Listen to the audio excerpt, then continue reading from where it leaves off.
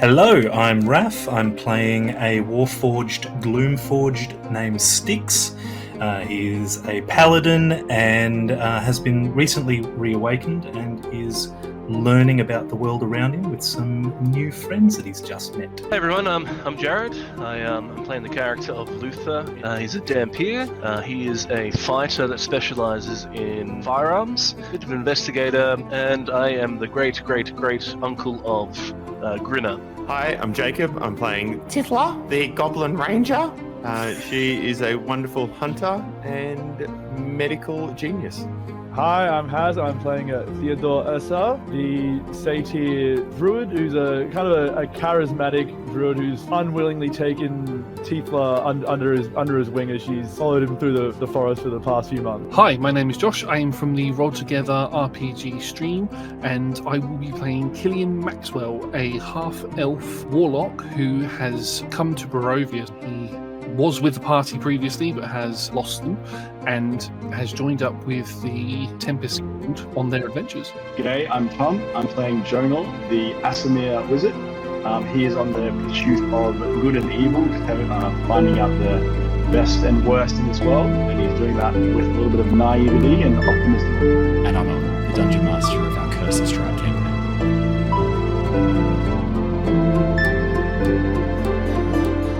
A warning, gentle viewer. Curse of Strahd is a horror-themed Dungeons & Dragons campaign, which means you may hear adult language or adult themes throughout this episode. Hello! Hello, everybody. Welcome back to the Lost Archives for our Curse of Strahd campaign, our premier horror 5th edition Dungeons & Dragons campaign. That's right, be prepared, be spooked. Although, judging by last session, I would say get excited is the current vibe of the stream. We ended on a pretty big high note last episode, which we will get to. I will do a full recap of, and we'll get to that very, very shortly. Fun announcements. I've got a not so fun announcement. First off the bat, unfortunately, Jared has given himself heat stroke. So while you may hear his voice, you will not see his face, and at some points you may not hear his voice if he has passed out. Currently, I think he's conscious. Yes, I'm here. He's here. Hello, everyone. If suddenly Jared's non-responsive and he's on his way to the hospital in an ambulance, I'll take over the character of Luther for that period of time. I'm not that bad. Oh well, then turn your fucking camera on. Come on. No, that's absolutely not that bad. Boom. Yeah, you just hear this smash. So Jared is with us. Podcast listeners, you will hear his voice, so there'll be no difference from your eyes.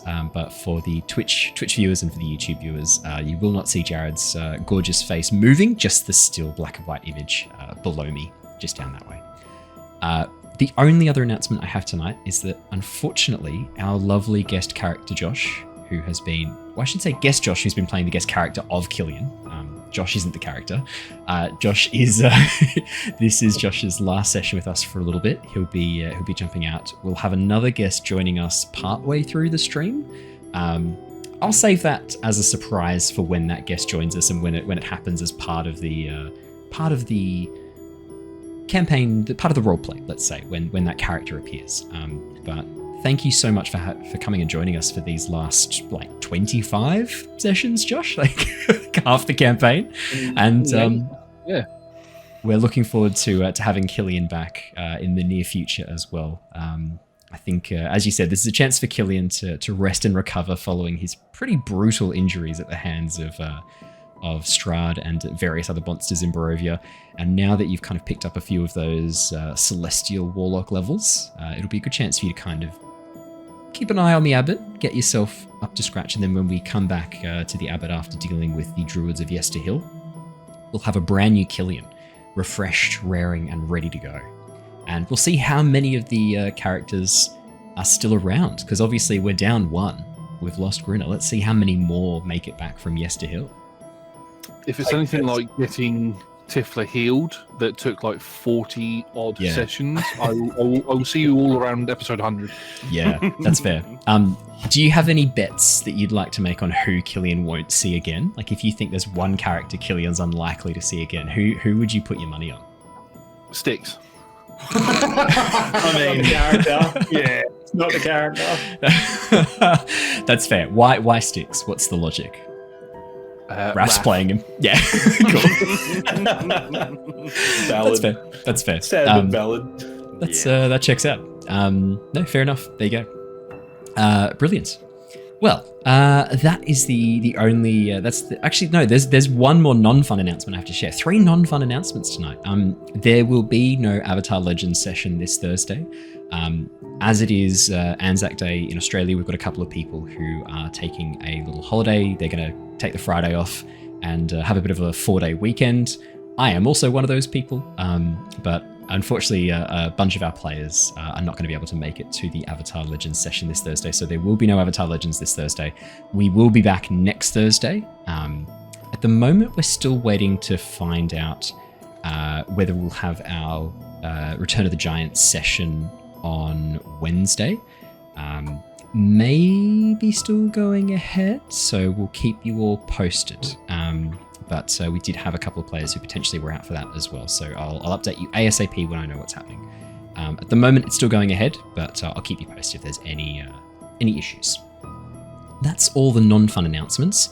I don't really have any fun announcements, unfortunately. Does anyone have any fun announcements to lift the mood again after those sort of 3 pieces of quite depressing news?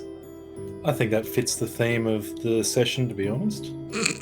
Great, thanks for that, Raph. Cool. Well, I guess. What? What do you mean by that? What are you trying to convey? Curse of Strahd. It's a depressing campaign. When has that ever stopped us?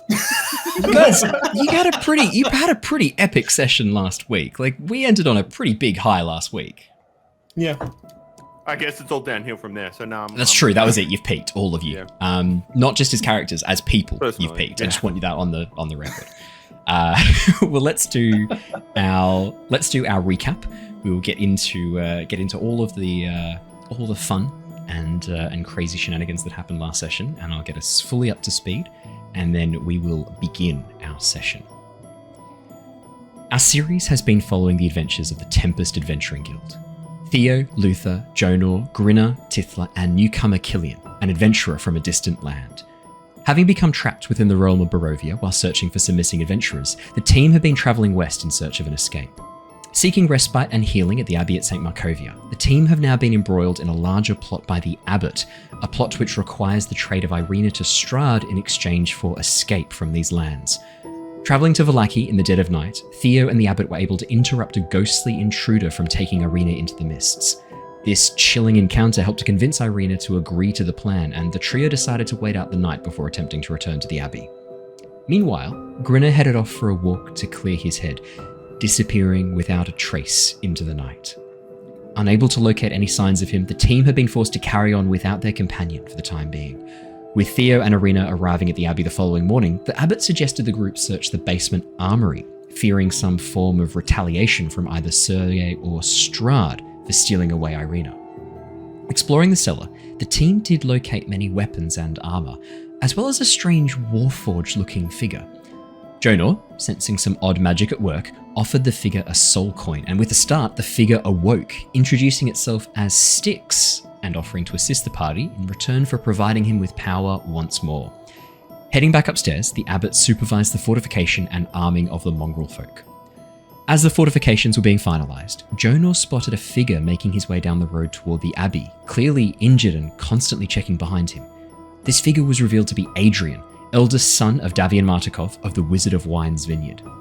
Adrian revealed the winery had been attacked during the night, and that he had been sent to find the party to request their help by his father. Just as he was explaining this, a sudden screech interrupted his story, and the party watched on as a dark shape dropped from the sky, slamming into the nearby road and throwing up a spray of dirt and gravel with the impact. The Abbey now under attack from strange vine-encased statues, the team leapt to action, Styx, Theo and Luther rushing to the front lines while Tithla, Jonor and Killian provided support from inside the walls. Destroying the creatures one by one, it was revealed a Druid was responsible for animating them, and while the team were able to knock him out, Styx was also briefly taken out of action. With the attack now over, the team bound the Druid to prevent further danger and spoke to Adrian Martikov about the situation at the vineyard. Realising time may be of the essence, Theo, Styx, and Tithla rushed on ahead, using featherfall tokens from the abbot to allow them to descend the mountain quickly. Meanwhile, back at the alley, Luther began a magical ceremony, empowered and assisted by Jonor and Killian, in an attempt to restore the abbot to his original divine alignment. We left off last session as the magic of the ceremony spell took hold, golden light surrounding the abbot as his form shifted and changed, taking on the figure of a younger man with golden hair and silver eyes, similar to Jonor. And that is where we left off last session. Killian, Jonor, and Luther, as you stand before the transformed abbot, a much younger, much more angelic kind of appearance, having taken over the slightly creepy, bald old man look that he'd been rocking for the past who knows how long, at least as long as you've known him. You watch as he sort of smiles. I think we also had him thank you guys briefly last session as well, revealing that his mind felt clear and unclouded, but he expressed horror at the memory of what he had done while he was corrupted. So, Jonor, Luther, and Killian, I pass over to the three of you as the abbot sort of stands there. We cannot go through with the original plan. There is no way we will hand over Irina to Strahd or Sergei. No, the plan now is to wipe out these dark creatures, to make these lands safe once more. And we shall be there the whole way with you. We shall that is wonderful. Bring the light of Lysander back into this world.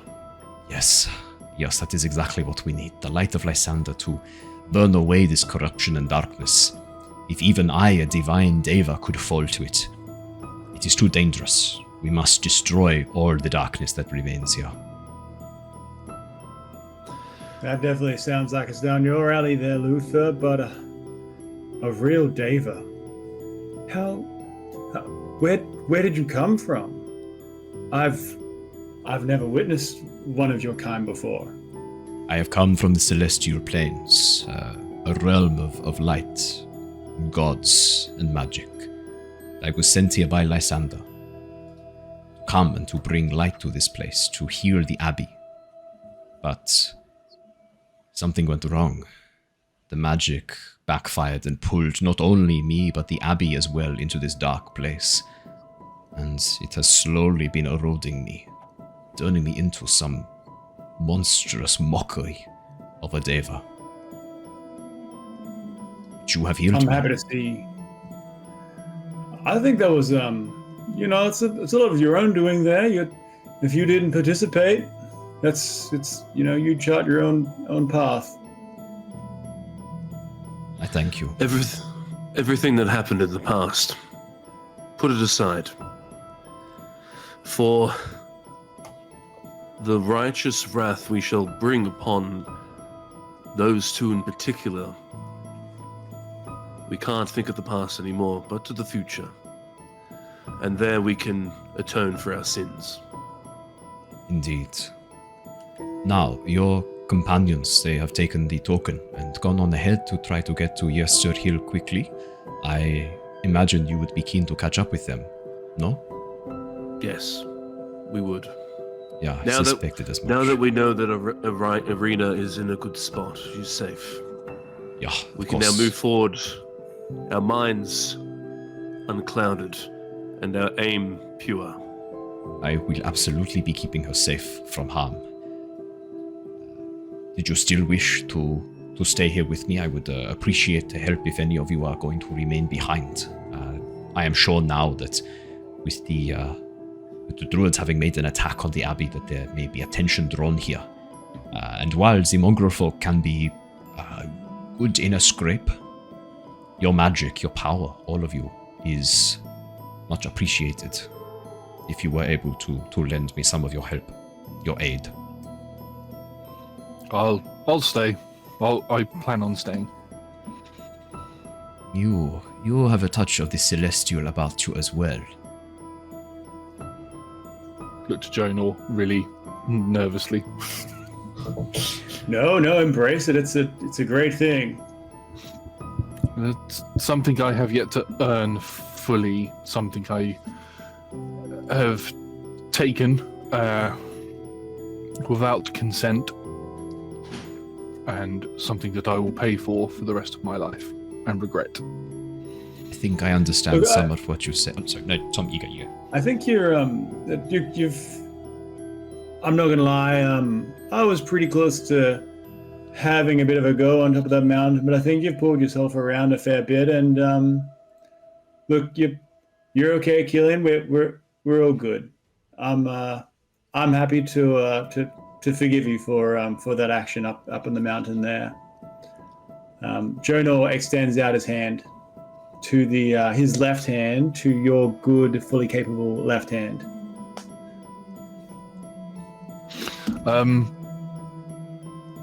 If it's okay with you, Jonor, I would prefer it, if I'm honest, if you stayed angry with me. What I did to you was unforgivable. You not forgiving me will make me want to do better. Will make me work every day to uphold my oath. Forgiveness. I'm still pissed off, but you gotta move past. Oh, that's good then. I haven't forgotten. Forgiven, but not forgotten. That's, you get stabbed once by a mate. You never forget that. Okay, I'll accept that then. I thank you. I think this is something I understand a little of as well, Killian. Perhaps while I make amends for the evil that I have done, you and I together can understand what it is to earn proper power, earn the respect of the divines. Yeah? Yes, I made an oath to protect my friends. My friends extends beyond those who have gone down the mountain and the two that stand in front of us now, and I look towards where the infirmary is. Those who are not as capable as all of you also need protecting. When I joined all of you, I was lost. I had no path to walk on. You guided me on a path, and it just so turns out that our paths diverge here. I will go on a different one, and you will carry on yours. If they cross again, then I shall gladly rejoin you, but if they do not, then just know that you have changed. You have brought light to this world that nobody has ever brought before, and I myself and the abbot will try and guide those in Barovia to this light because of you. Yeah, that is my promise to all of you, you who have freed me from the darkness and the madness that had clouded my mind. I will do better. I will be the light that I was supposed to be for this realm. There's something we're once I get back here again, Abbott, we've got something to talk about, and also there's a crystal I believe you had, Killian. I believe that's going to be part of our way out. Maybe some sort of a crystal used for teleportation. There's something we could, I think, use in the future. So I think you should take it with you. Keep that one safe. I'm gonna give it to you. If you all get the opportunity to teleport out, get out of here before coming back to the Abbey, then take that opportunity. I am resolute in the fact that my path is now set in front of me, that I will, instead of trying to leave here and go home, I will stay here, and I'm destined to be in Barovia and help the people here. And if all of you are able to get out, I suggest you take it. So you're going to need this more than I will, and I'll hand the red ribby to Jonor. He reluctantly, slowly takes it and places it within their coat pocket. That's commitment. I'm sure you and the abbot will get along quite well if that's the type of line you're running. Yes, and also I have learnt a trick from Luther. And I mean no offense to you at all, Abbot, but if you do decide to start slipping again, I can also cast that spell, so I can keep you on top form. Perfect. It seems like with you both here, we can go out forth now and dispense justice, like I said before, unclouded.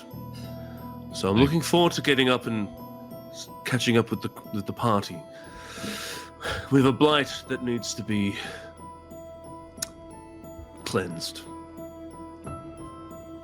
They're going to be making a lot of pace. There's the rest of our party. Jonor, we're going to have to move pretty quick. We're going to catch up. Before you both go, I have one thing. There's an abundance of healing here, so I don't feel I'm going to need this item anymore, so I'm going to hand it to one of you. I'm going to give Jonor the potion of supreme healing that I picked up. Nice. That's great. That's Very really nice. handy.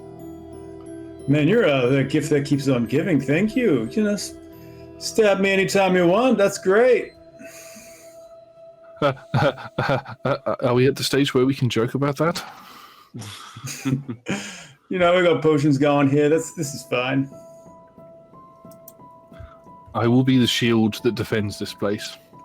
Don't worry about us here. Irina will be kept safe. The Wachters will be kept safe. I remembered their name this time. And I'll especially keep Adrian safe and even provide more training to Adrian as well, so that he is better prepared for when he goes back to winery. You just make sure that you get... Are they the Martikoffs? See how just names up. You just make sure you try and save all of the Martikoffs. Yeah, we'll do our best, that's for sure. Perfect. We will. Killian, it's been good journeying with you. We hope to see you again soon. I'm happy that you yourself were able to find your own redemption. So keep at it. Keep doing good in the world. And we shall meet again, friend. We shall, and I'll clasp hands with everybody, give everybody hugs, and I think the last thing I'll do is I'll push both of them off the cliff. Now get going. I'll heal people that aren't hurt. With that, as you give Jonor a hug, Luther a hug, and then just push them off the cliff, you watch as the abbot holds out the the token of Featherfall as the two of them drop out of sight. I hadn't given it to them yet. Oh. That's a good thing one of them can fly and the other one can climb. No, Well, that's what I was about to say. You guys already Brilliant. With that, Jonor, Luther, as the two of you drop like stones off the edge of the, quite frankly, enormous mountain that the abbey is situated on the side of, the wind rushing through your hair, almost blinding you as the air pressure sort of pushes against you, causing you to squint against it. As you get roughly 200 feet off the ground, the Featherfall token kicks in, and the two of you slow and then land comfortably on the ground at the very base of the mountain. The town of Kresk just in front of you, the gates to the main road, visible even from this distance. And with that, I much prefer my wings when I fly. That was not comfortable. It's actually quite fun. I have faith that I knew it'd be fine. Yeah, I'm definitely leaning more into this faith thing now. fantastic. And with that, thank you so much, Killian. Thank you so much, Josh, for joining us. We will catch up with Killian again in the future. This will not be the last we see of Killian. The last thing I'll say, as they've gone and disappeared, as they've fallen within the cloud line, I'll just turn to the abbot. I know I'm going to have to repent for that as well, but I'm not too good with soppy goodbyes, as I walk inside and wipe a tear away and let the doors close behind me. As you do, Killian, as you head inside, you see Irina sitting on the edge of the bed, looking after one of the mongrel folk who'd been injured. And as she turns up and looks towards you, she smiles gently at you. Well, where to now? Stay here and shore up our defences. Can I send for Ismark? Then maybe he could join us here. He's leading Vallaki, isn't he? I know, but I miss my brother. I miss my family now. I feel so far away. Maybe in time, but I think for the moment, I mean, he's still getting his feet under him from the bloodless coup. So, let him establish himself there, and plus, we don't know if they might try using him as an agent to try and get to you. She nods, and at that moment, Vasilka the flesh golem walks downstairs, the body double of Irina, and Killian, you watch as her eyes go wide as she looks past your shoulder, her jaw sort of dropping a little bit. And that is where we wrap up with Killian and Irina for the moment. Amazing. Thank you so much, Josh, for joining us. You absolutely can feel free to stick around if you like. I'm going to change the overlay over in a minute, though. But you can stick around as long as you want, obviously. Okay. For podcast listeners, quick tap on the nose, little wink, and we're ready to go. Alrighty. Theo, Tithla, and Styx. The three of you spend very little time mucking about once you get to the bottom of the mountain. I'm assuming you immediately push through the town of Kresk at high speed, making for the main road. I was going to say, in fact, I was planning on wild shaping into a war horse, loading them both on my back and galloping the shit out of there.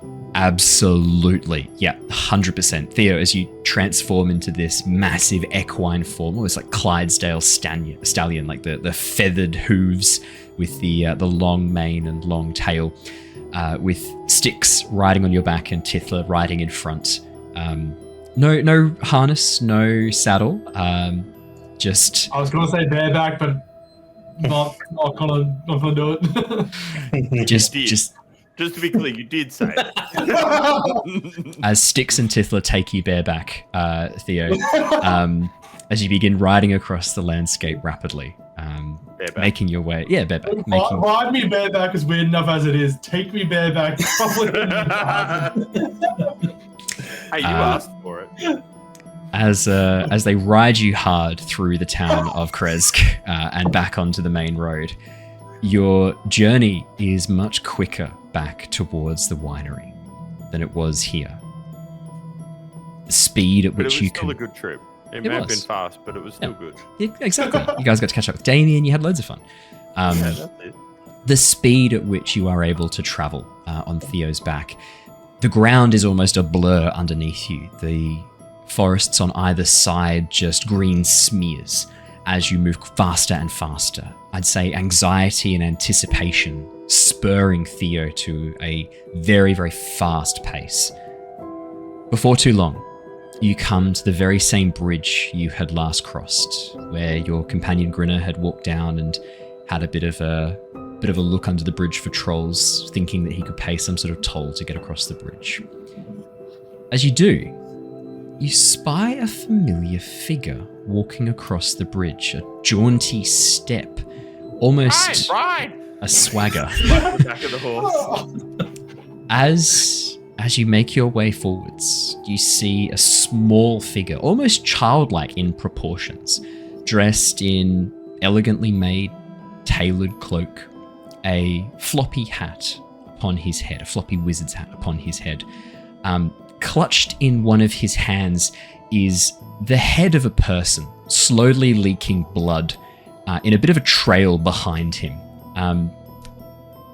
As you spy a familiar figure, Tithla, Theo, and Styx. Although not Styx, technically. Tithla and Theo, you recognize the familiar form of Raspip, the gnome you had last seen in the town of Alaki, wandering down the main thoroughfare across the bridge.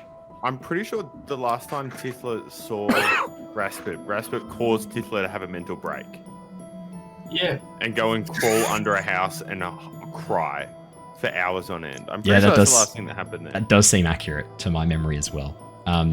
Styx, you just see a very tiny childlike figure with a red floppy hat, dressed in a very elegantly tailored coat, just wandering down the main road there. I would have pumped the horse brakes, gone to a skid in front of him. Do I recognize whose head he's holding?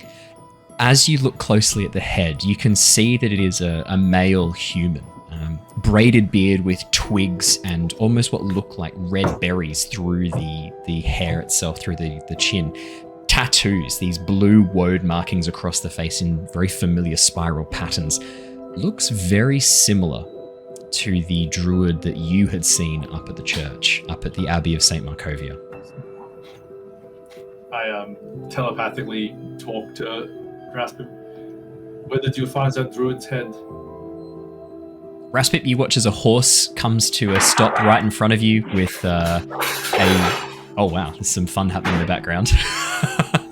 You watch as a horse comes to a stop in front of you. A robot sitting on its back, made of bones and metal and clockwork gears, and Tithla. And then the horse speaks to you in the voice of Theo. This isn't quite the strangest thing that I've seen today, but I only recognize one of you. No, believe me, we have met before. I was the Goatman. Tithla's sitting there snarling. Well, I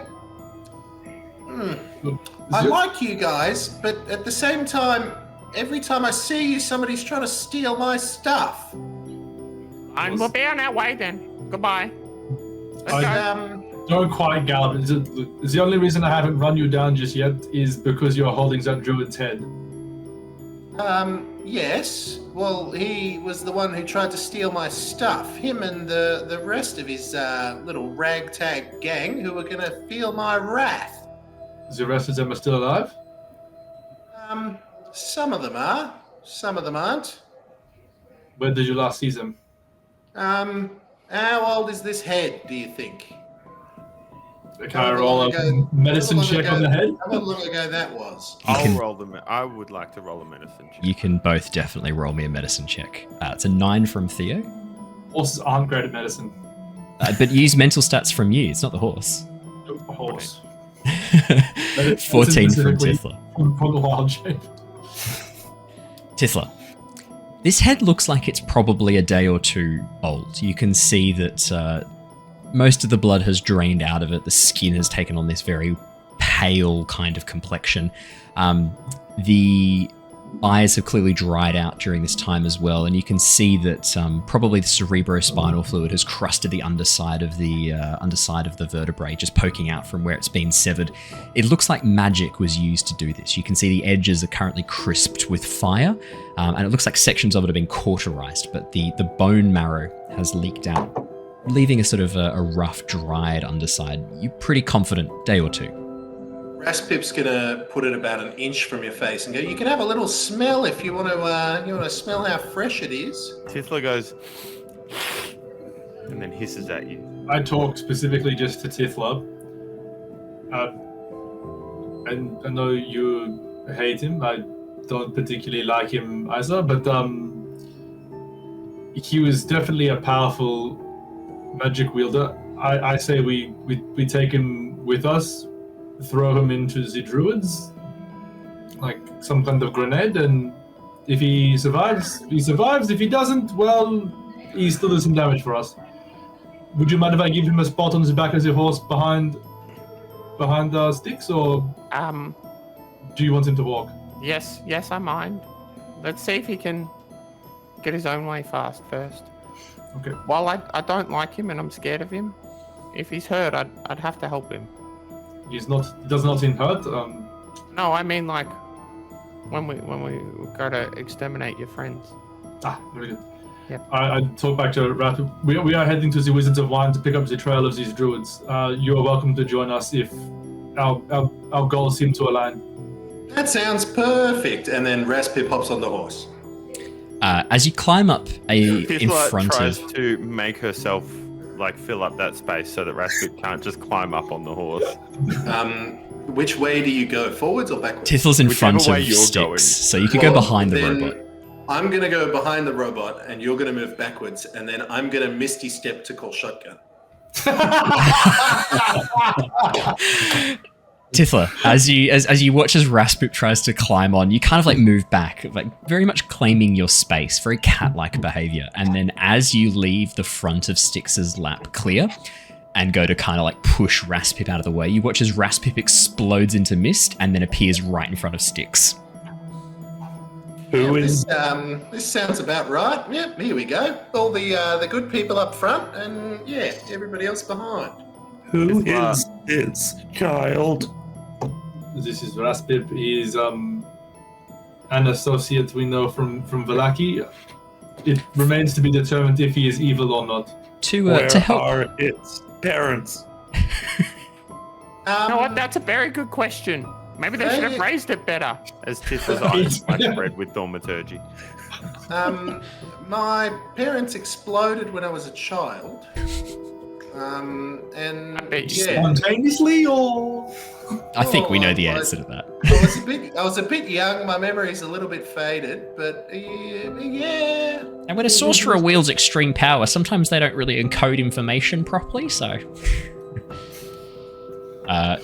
Styx and Raspip, given that Styx has never seen Raspip before, probably is a good... And to remind the viewers Raspip's physical appearance, Andrew, could you describe Raspip very briefly? What Styx would see as he looks down at this figure? All right, so Raspip is a very, very short forest gnome. If you picture the normal height for a forest gnome, if you imagine there was a forest gnome for that forest gnome, you would probably be more akin to the size of Raspip. He is very small, very, very small, easily mistaken for a child, and not just like a young adult child, like an actual child. 5 or 6 years old. Around. Yeah, exactly Still right. in another one of my things. Despite the fact that Raspip is quite dainty, he has pretty beefy legs for a gnome. He spent a fair bit of time adventuring around the place, and usually isn't one to splurge any of his money at all on transport because he thinks it's a complete and utter waste of time. All of his clothes, however, are pretty neatly tailored and pretty over the top. He's got a real panache for red and blue. And depending on what mood he's in, whether that's killing or loving, will usually be dependent on the type of clothes that he's wearing. They do tend to change every now and then, given the fact that he is a gnome and gnomes are pretty proficient in illusion. So you can sort of base your judgment off of that.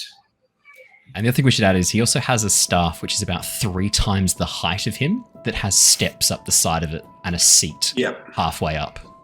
So it's like a spiral stairs around the staff almost. Yeah.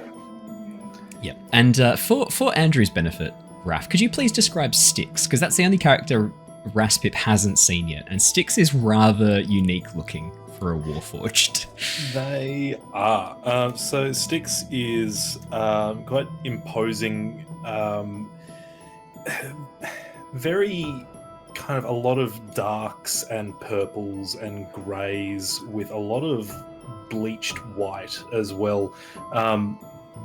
Their face doesn't move at all. None of the pieces that make up the faceplates are actually able to be moved at all. And there's just this big, solid purple eye in the center of the face. Did I hear that right? Your face can move. It's like a jigsaw puzzle almost. It's made out of bones. It's made up of these bone plates, but none of it can move around. It's just kind of affixed. And he's got like this plate shelf where his mouth would be, with just some variety of humanoid teeth just implanted. Which is horrific. Thanks, Owen. Hey, you give me a brief and I will draw it. Like, if you tell me what you want and I'll do it. Times 10. It was good shit. There's one thing I can draw. It's like bones and anatomy. That's how I learnt to draw. So, very, I guess, Gothic-esque design to their structure. Just big creepy skeleton robot.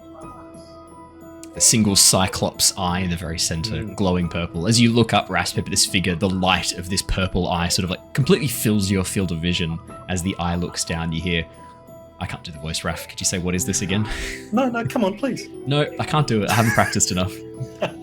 What is this creature? Well, my name's Raspip, and I don't think you should be discerning me from any other creature. All you know is that we're going to be friends unless you touch my stuff, and then I'll probably murder you. But that's fine otherwise. Styx just kind of puts their hands out to the side so they're not touching Raspip at all. Yeah, that's very nice of you. I think we'll get on well. All right. Yeah, Gallivan. Perfect. With that, you take off again at a rapid pace.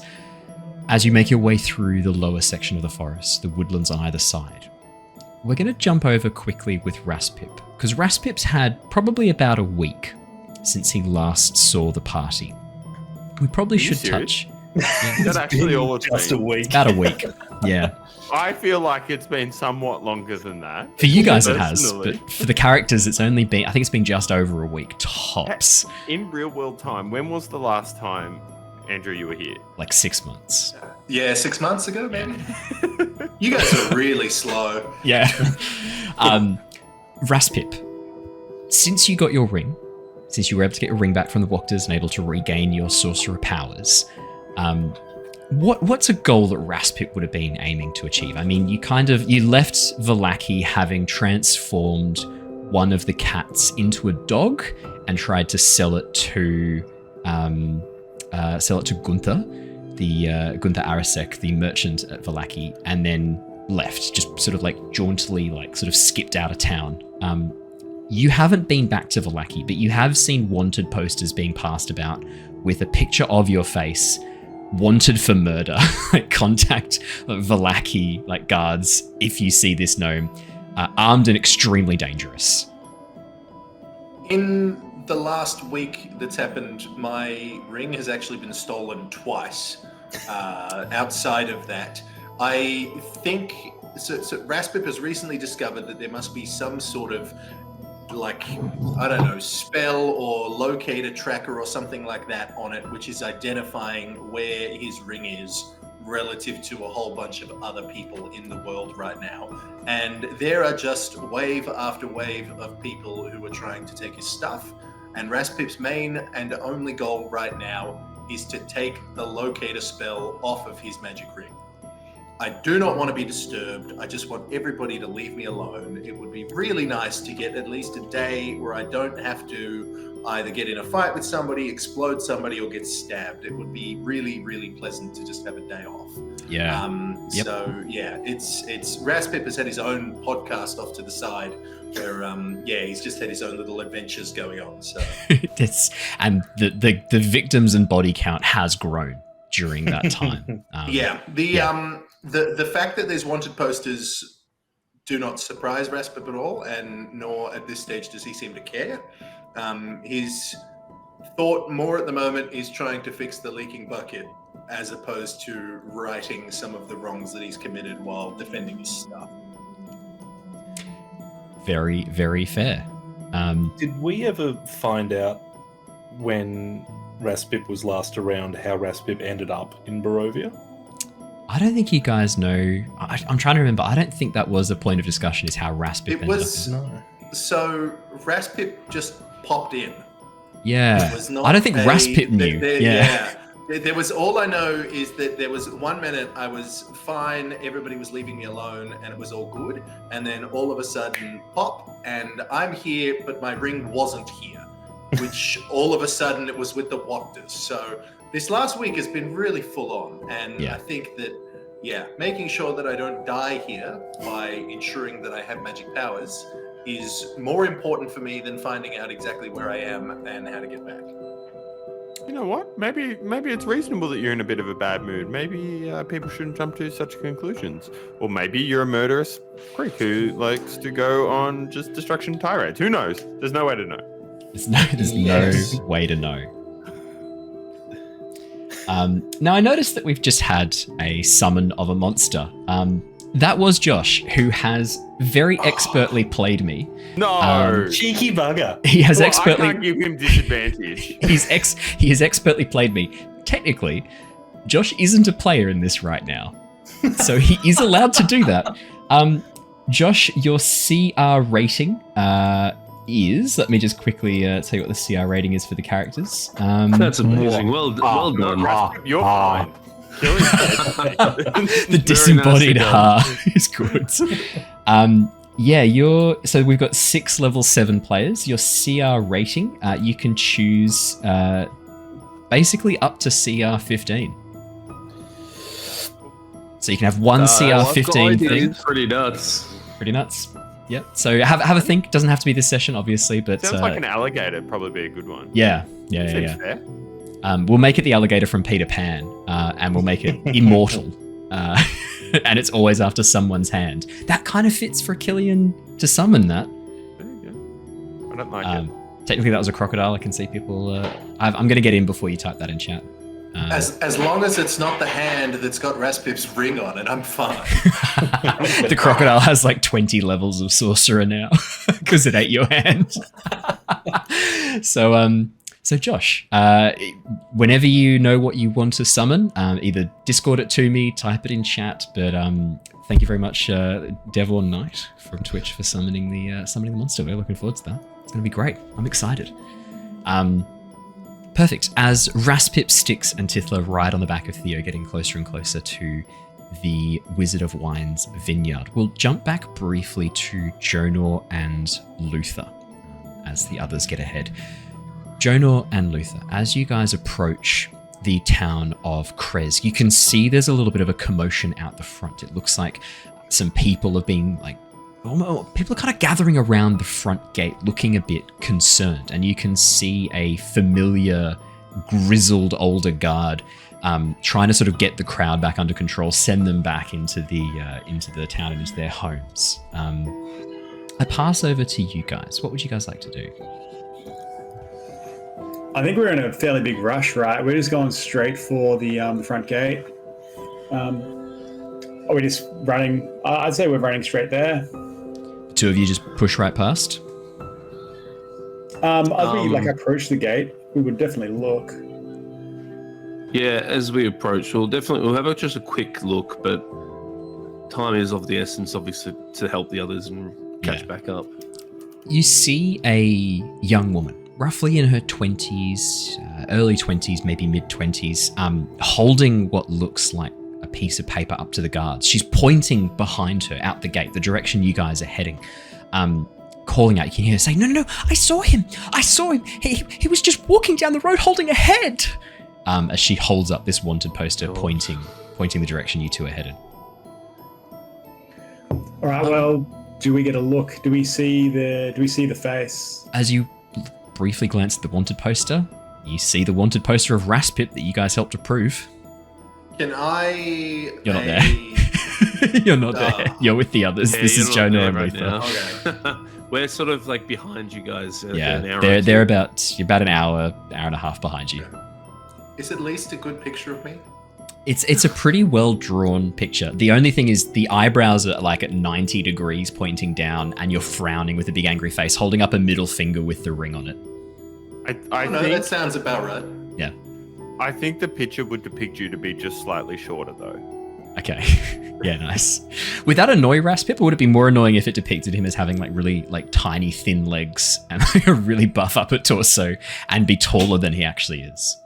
Yeah, I think the would fact annoy that him more. Raspip would look like he skipped leg day would annoy him more than being of short stature. Just go in and tell them, because it reminds me of what this guy did in Miami, where he wasn't happy with the police warrant that they put up, so he actually commented on the Facebook post of his own warrant and actually gave him a better selfie and said, "Please use this one instead." Oh my god, amazing! And I'm guessing he didn't scrub the geodata from that picture that he uploaded. I don't know if that's what got him caught, but he did end up getting caught. I think because photos you take on a phone have like hilarious. GPS coordinates taken in them most of the time if your camera app has that enabled by default, which most cameras do. So That would have been pretty funny if he'd uploaded that photo and all the metadata was still there, including the coordinates of where it was taken. I hope that's what happened. I mean, yes, you see this picture of Raspip, the very familiar form of Raspip. You can also see, as you begin sort of like rushing along, going faster and faster, as you kind of catch up to where the others had been before the bridge, you can see a trail of blood heading towards the Wizard of Wine's vineyard. This trail of blood sort of dotting the bridge, little drops of blood splatter, making their way towards the Wizard of Wine's vineyard, as well as large hoof prints marking the dirt around either side of the bridge. Well, I think the hoof prints, just a guess, but is probably a dear friend, Theo. He'd be making pace. That's it's a good idea. The blood is a little bit ominous. He's quite driven, isn't he? To remove these druids. I hope that doesn't eat at him too much. Worried about eating at him or taking him over? That's more what I meant. Mentally, emotionally. Or both, physically too, I guess. Don't know what we're in for. And maybe we need him to have a little bit of fire, but if this if he keeps it up, like, I don't know if we can handle if he keeps on berserking. Maybe that barbarian's really getting into him. It's alright, we'll be there. We'll be there like we were for Killian. We'll be there for him. So he hasn't really given us anything to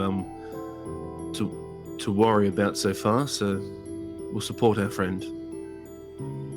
Look up. You're right on the point there. And Tithla's a good balancing act. If anyone wobbles too far, she counters it. Oh, for sure.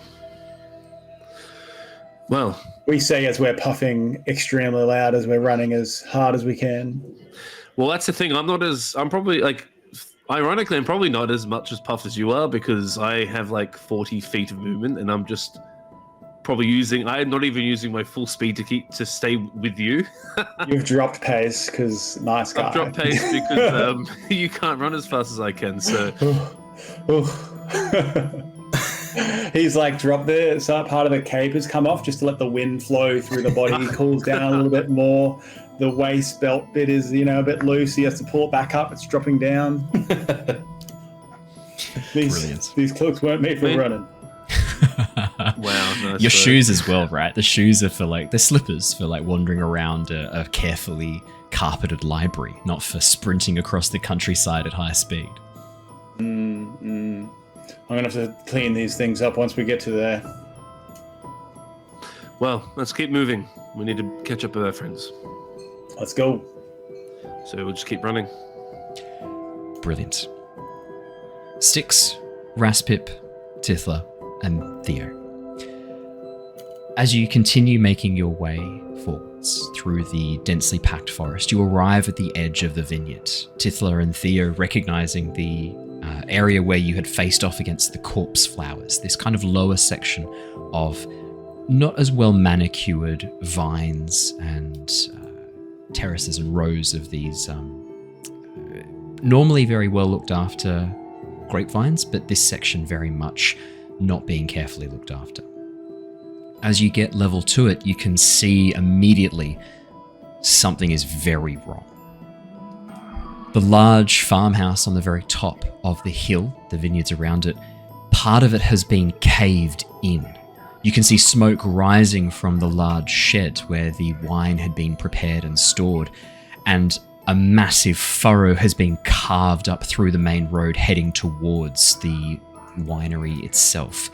Vines torn apart, fences ripped up and scattered, almost as if some sort of massive force has pushed its way through, scattering the land and the vines underneath it. But as you just come out of sight and just come into view from inside the forest, moving out into the open, a dark shape flies up in front of your faces, cawing loudly. A raven, desperately trying to get in your face and push you back away from the opening before flying back into the forest area a few trees behind you. What do you guys do?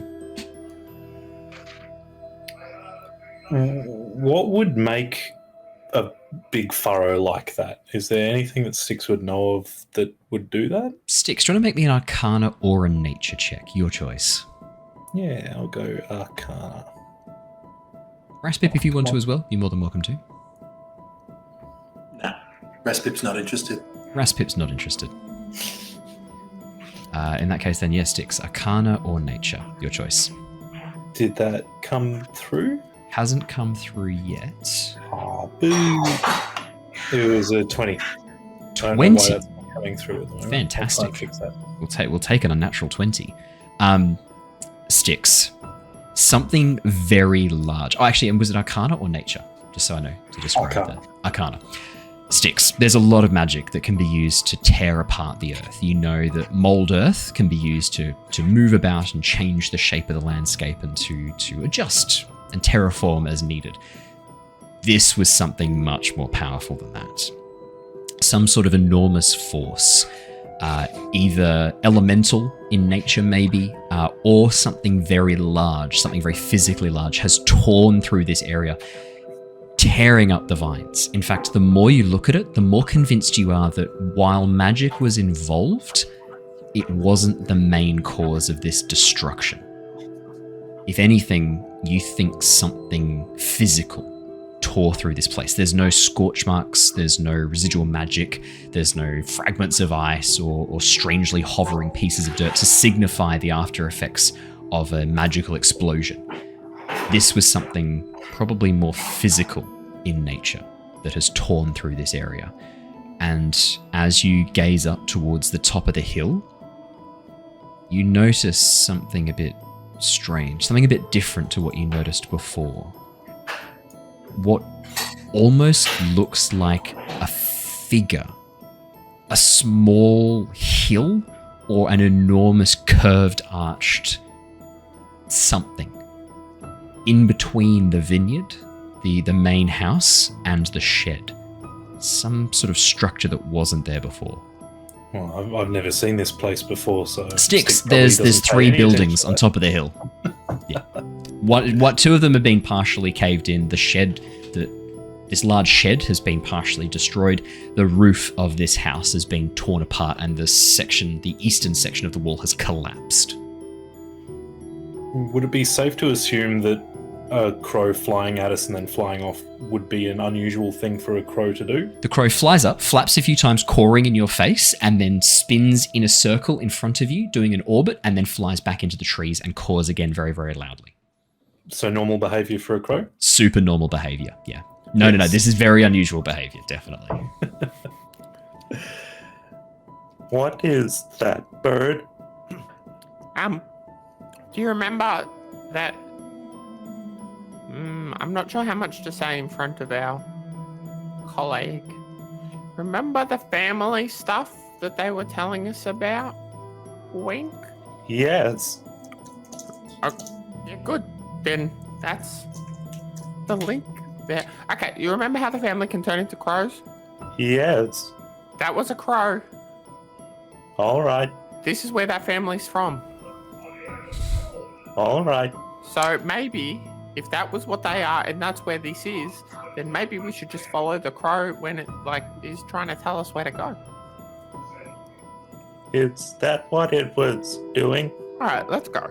All right. For Theo's benefit, Theo, you see as you get towards the edge of the woodland, looking up to the Wizard of Wine's vineyard, you can see a massive furrow of earth carving up, destroying vines, pushing aside fences, and scattering a lot of debris around the farmhouse.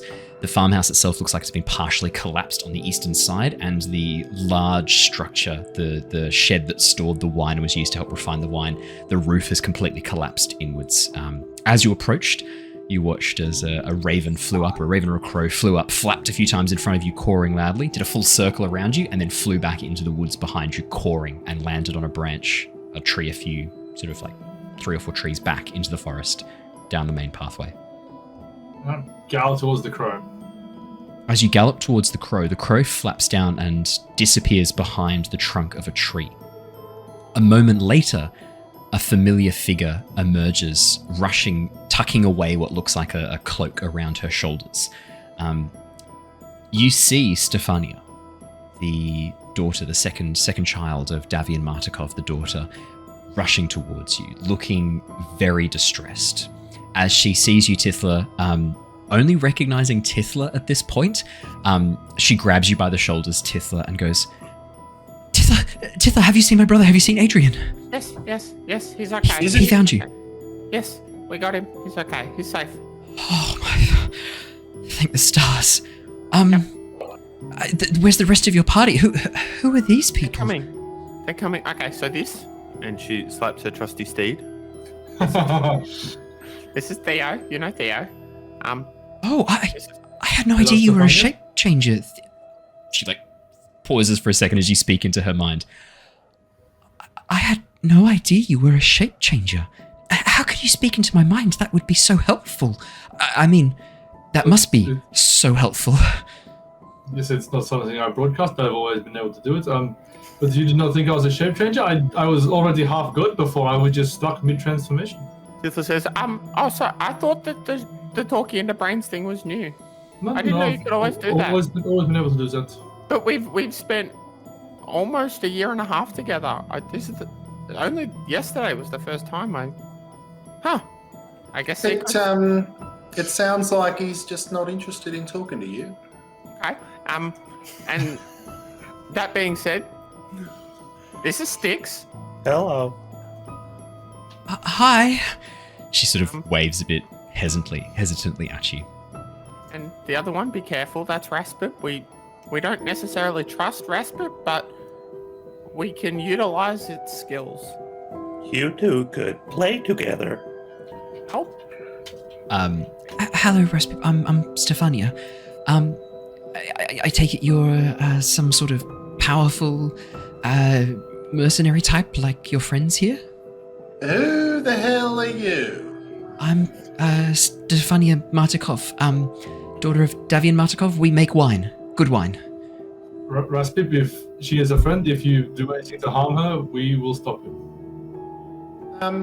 If she does anything to take my stuff, then even if she does, if you try to hurt her, I'm not gonna take. You just feel like stuff. 2 heels just clicking ever so slightly into your little horse ribs there.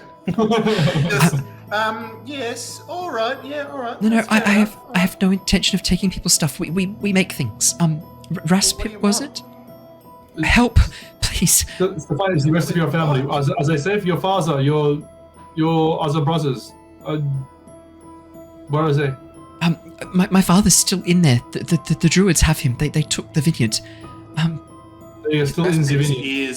Raspip's ears immediately pick up as soon as you mention that the Druids are in there. All right, where are the Druids? Point, please, and tell me how far. Up in the farmhouse. There's a number of them, but there's kicks the horse. I do not respond to his gestures. The horse that is a druid. I like how it's like, yeah. Is this thing broken? Yep. Yeah. Yahoo! Trying to get it to move. No, but it's not the Druids. They've got some sort of creature with it. It's enormous. It's like an enormous tree that moves, brought to life. It just tore through our defenses. To be fair, your defenses were like one of your brothers with a crossbow? No. We had one of the... When you guys left, we sent out for help from the other Martikovs. We were able to get some assistance, some magical assistance. It wasn't enough. They just tore through the vineyard. I haven't seen my father since he pushed us down the other side, down the back way through the edge of the far vineyard. Told us to run for the road. How many of the druids and how many of these giant trees are here? I saw 4 druids, 1 giant tree, and loads of those tiny blights. Like, loads of them. They were like a sea of moving vines through the vineyard. And I think I saw them bring some of the vines to life. Do you have any interest in helping us with this, or are you just gonna... Ask if she's a child. She's like 16. She like nods emphatically as you say she's going to help. She nods emphatically. Of course, I can provide intel, lay of the land. I can tell you all about... And that would be amazing help. In your crow form? All that would be needed. She freezes as you say crow form. It's all right. We know how your family works. We know about Zikro form, and you're all were ravens. It's above board. I say this just to her, not so Raspip can hear. Cool. Do not tell the gnome, but Is there a lapse? Is there a lapse in conversation? There's a sudden pause as the horse and the girl fall silent. Give me a second. Raspip's going to do an insight check here. Because it's been a couple of times now that Raspip has seen a conversation when it's your turn to speak.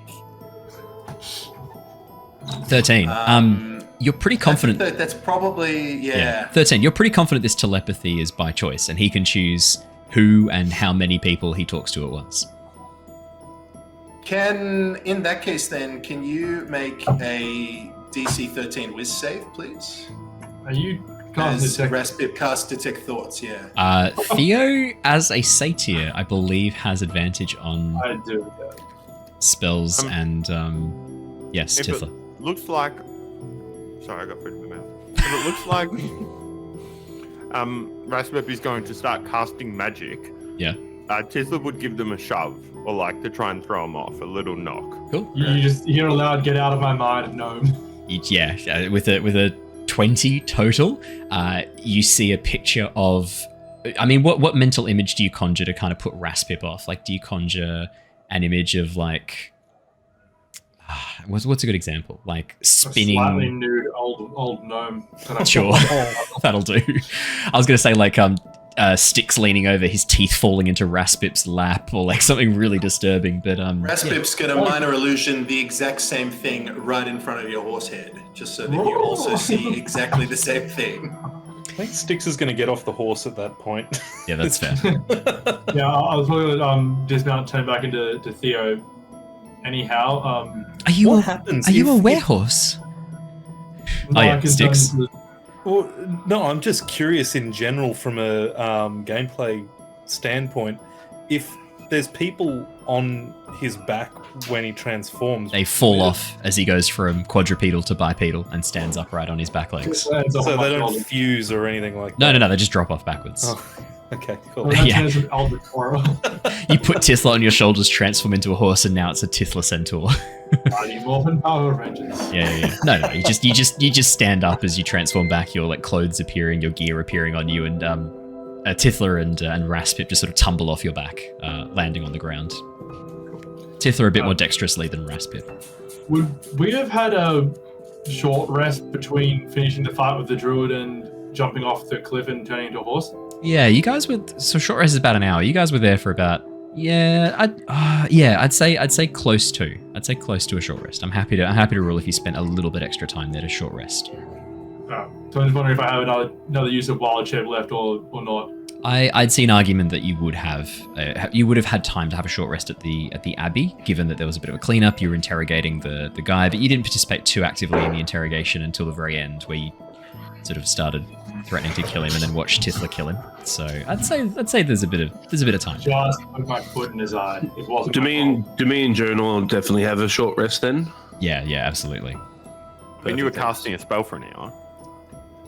I was. But they had a short rest before that, same as you guys. Oh, true. I'll allow it. Then, Not up to you, but sure. Thank you. Thanks, Jacob. Thank you Thanks, for your Jacob. input. Yeah, thanks, Anytime, Jacob. happy to help, guys. Thanks, Jacob. It's just to find it, if you could fly as a raven, give us squawks if anything approaches. Particularly as he's a big tree creature, we'll head up to the manor and try to rescue your father. She has multiple brothers, right? I remember. Yeah, she does. Yeah. Did any of your other brothers besides Adrian survive? Elvia, yeah, he's in the woods with my aunt. They're just down the ways a little bit. I was keeping an eye on the road in case Adrian came back, and I was looking out for you guys. We're sorry we were not here, but we will do what we can to make this right. I really appreciate it. Thank you, guys. Right. Yeah. If there is any danger, if any of the druids even look at you, you fly away back to your aunt and brother, okay? Yeah, yes, of course. I won't take any risks. It's really dangerous. This creature, they've got the large tree thing. I've never seen anything like it. It was horrifying. I think I heard it speak as well. It called out something in a language I don't understand, but it seemed to be speaking something. I suspect owls will be able to hear what they say. But do not fear. Whatever horrors they have, our gnome here is far more terrible. He will take care of these druids. I'm glad that you all know that I'm the proficient one in the party. That wasn't what he said. Proficiently evil, but yes. Well, I mean, you guys haven't touched my stuff, so... But the druids have. You got nothing worth taking. And I saw what you did to the last person that took your stuff, so I'm quite confident in what you will do up there. Now, Mr. Raspip, did the druids take gemstones off you too? We had 3 magical gemstones in the vineyard. I'm pretty sure they've taken them. Not a gemstone. They tried to take my magic ring, but this is what happened to the last guy, and Raspip's going to hold the head out. I moved that head away. She recoils in horror and then vomits behind one of the trees. Don't worry, I got him. All right, let us get up there. Stefania, when you are well enough, provide aerial assistance. If anything looks too dangerous, get out of there. I think it might be before you guys head in. I think it might be worth talking to my aunt. She's part of an organization. She has knowledge of things. She might be able to help out with the druids and with a plan of attack. Can you speak clearly? I don't think we've got time to talk to organizations. Just say what you want to say. My aunt knows a lot of really important things, and she was there at the ruins of Beres. She was there at the town of Beres when it was ruined. She was there with my mum. She knows all about the magic that the druids use. She knows all about the magic that It was the druids that took out Beres? Not exactly. She won't tell me the full story.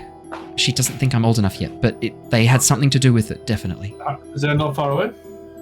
Just like down the pathway, hiding in a copse of trees, like 2 minutes walk from you, 2.5 minutes walk. We'll get it out of her, don't you worry. No. She'll gladly share. Okay, let us go. I'll vouch for you. Before we go, we need to talk about what we're going to do. We said we were going to wait. Well, no, we said we were going to see if there's anyone in trouble as he was divided, and I think we have found that there is. I think between us 4, we should be able to. I mean, I can try and sneak in there and see if Damien is safe. Well, not Damien. Yeah.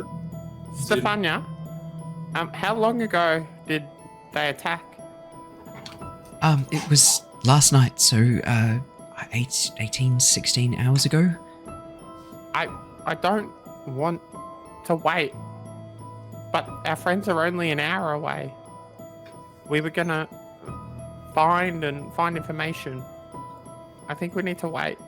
We'll talk to her aunt first and see what she has to say about how severe the situation is. Okay. I do not have a weapon.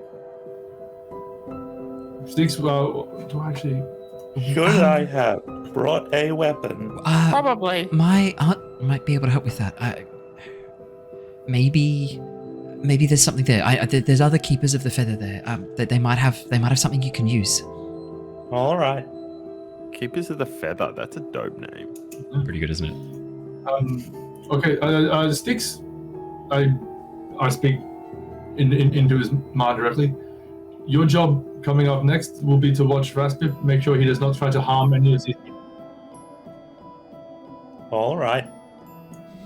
For now, Gnome is our friend. If he tries to harm any of the Matakovs, we take him down. All right. To the aunt. To the aunt. Okay, and then we walk down the road to the aunt. Hello, aunt. Perfect. As you guys make your way down through the woodlands, there is no road. It's like a copse of trees. You're walking through the forest towards a small clearing.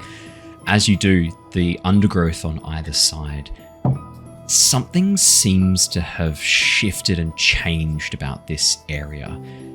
The forest feels oppressive, almost like the trees are watching. There's a sensation of malice coming from the land itself. As you pass through this very densely packed undergrowth, thorny vines, densely packed with large, wicked spikes threatening to tear at your clothes and at your skin.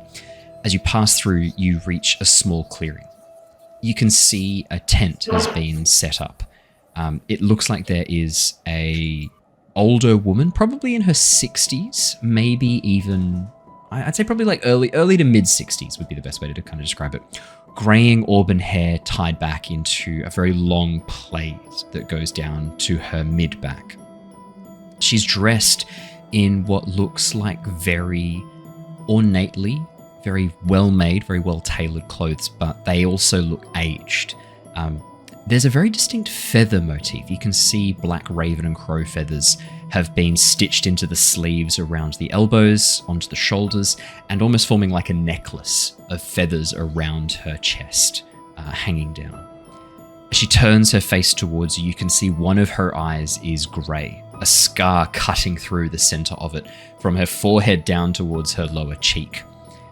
And as she turns towards you and sees you, she looks at Stefania, looks at you lot, cocks her head, very, very bird-like, cocks her head as she looks at you, and then goes, "Are these the people?"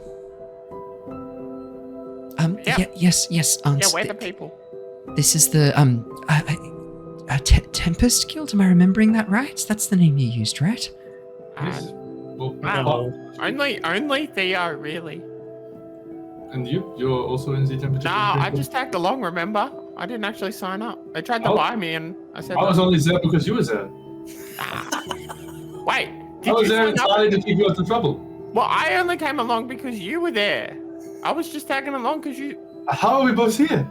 We shouldn't be here. This is not fair. I want to go home. But, yes, Madam Matakov, I presume? We are told you have some information that might help us. I am here to exterminate these druids. Me and my companions here. This is not the first time we've met. I recognize two of you. You, the Satyr, and the Goblin. Am I to presume you were the raven outside of the window? Well done. Yes, I tried to warn you fools from entering that accursed place. Next time, could you just try and tell us? Words usually get a meaning to better than spooky bird. Yeah, books, but they also draw attention of those hags, and our order has survived by flying under the radar, not into the face of danger. That's funny, I like it flying. Bird. Indeed.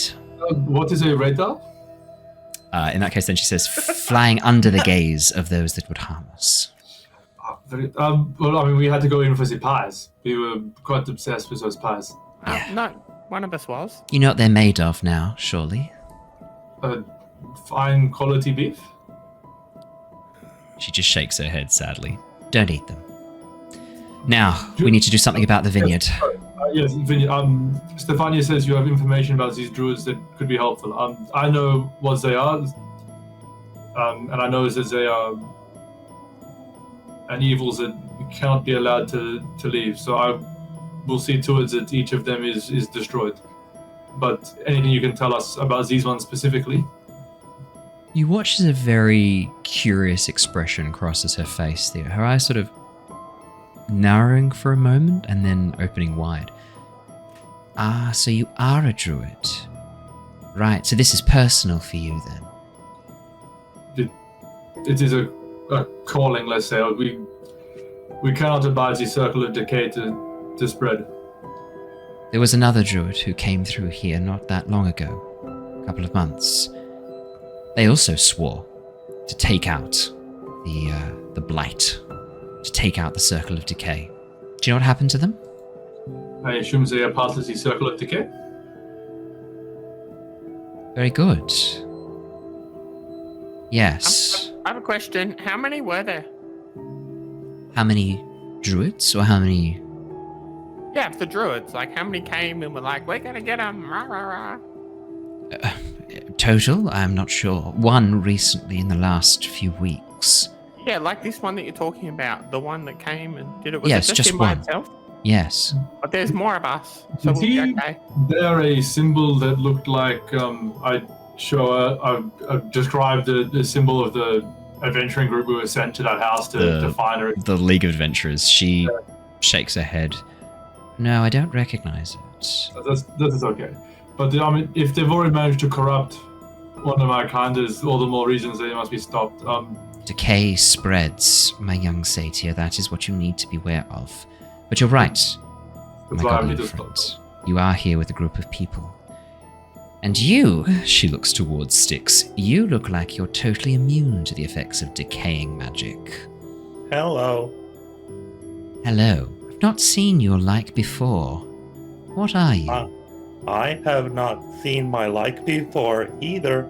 I am Styx. Very good. Well, you'll need to be quick, swift, and decisive. The Druids have a construct with them, not too dissimilar to your Styx, a creature made of woods and living bark, an enormous tree brought to life and animated, given an almost humanoid form.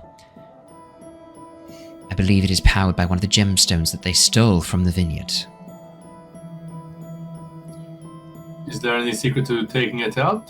Is there some magic the gemstone is vulnerable to? Yes. I fire would help. Fire will help destroy the vines and the twigs that create it and give it movements like muscles or skin in a body.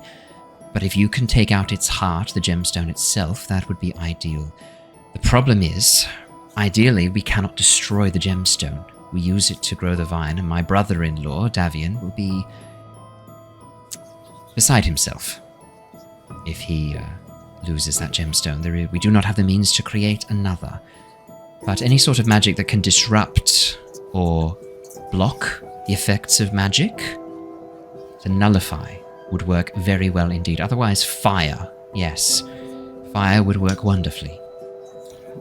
And what can you tell us about what happened at Perez? You watch as a deep grief passes across her face before she grabs it, strangles it, and stuffs it deep down within herself, anger burning in her eyes instead, as she catches a hold of that emotion and buries it deep. Perez was a tragedy. There is the hags you faced off against in the windmill. They are not the only magical presence. There is another.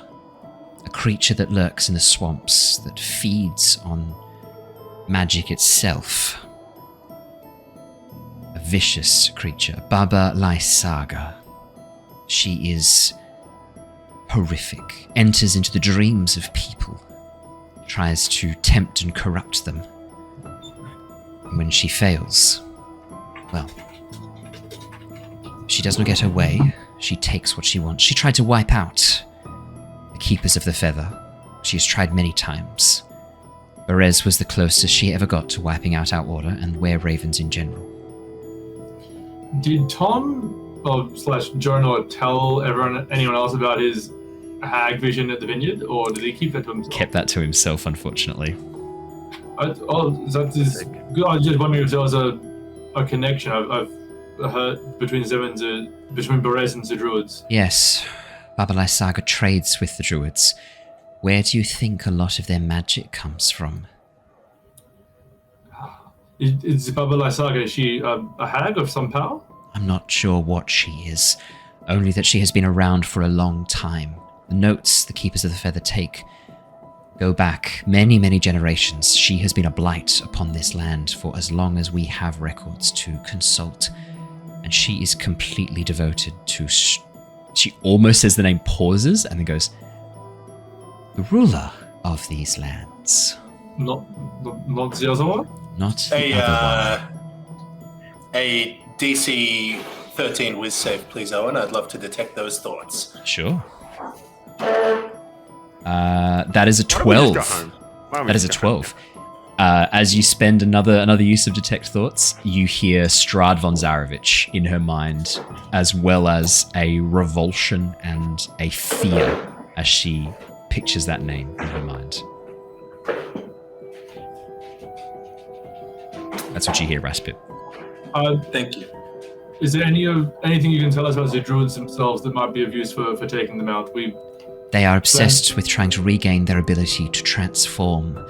They lost it, the circle of decay robbing them of their powers, their ability to change shape, and they have been trying to hunt down the Keepers of the Feather for our blood. But they'll go after any shapeshifter. They've tried werewolves, they've tried other creatures. And they believe that they can harvest enough blood, enough empowered shapeshifter blood, they'll be able to regain their powers once more. It's madness. Raspip would like to do a Arcana check to determine whether or not that also includes polymorph magic. Polymorph magic. Yeah, make an Arcana check. Absolutely. 18. Raspip. I mean, these are insane druids who can't wild shape anymore, who want to be able to wild shape again. You get the sense they're going to try absolutely anything to be able to do that once more. Were these druids insane prior to losing their powers? I don't know. I'm not sure. They've been around for a long time. The Druid Circle here, not much was known about them before they suddenly started marching across under the banner of decay. I believe originally they were Druids devoted to the land itself. I believe they once even called themselves the Circle of the Land, the Circle of the natural area. But they quickly lost their way and became corrupted once the darkness fell across this land. We should heal them. No, I would rather you wipe them out. One healing Styx. These ones must die. We could fix them. How would you fix them? They are decayed. Give them their powers back, and they will be happy. They chose to lose them in favor of putting our rot into the heart of the world and slowly destroying it. There is no redeeming what they are. There is something you should know about these druids as well. You may not know, I'm not sure how familiar you are with the Circle of Decay, but part of the ritual to gain the powers that they wield, they have to cut out their own hearts and replace them with this. And she reaches into her bag and pulls out a linen-bound, bloodied object, which she unwraps. You see, much like you found on the other druid, a briar heart. This seed growing through flesh with these large sections of bloody tissue joined on. How big is that? It's the size of a human heart, so it fits nicely into a fist. Does it seem like the sort of thing a crow could carry? It does seem like the sort of thing a crow might be able to carry. Or a raven. Or a raven, either one. Both good options.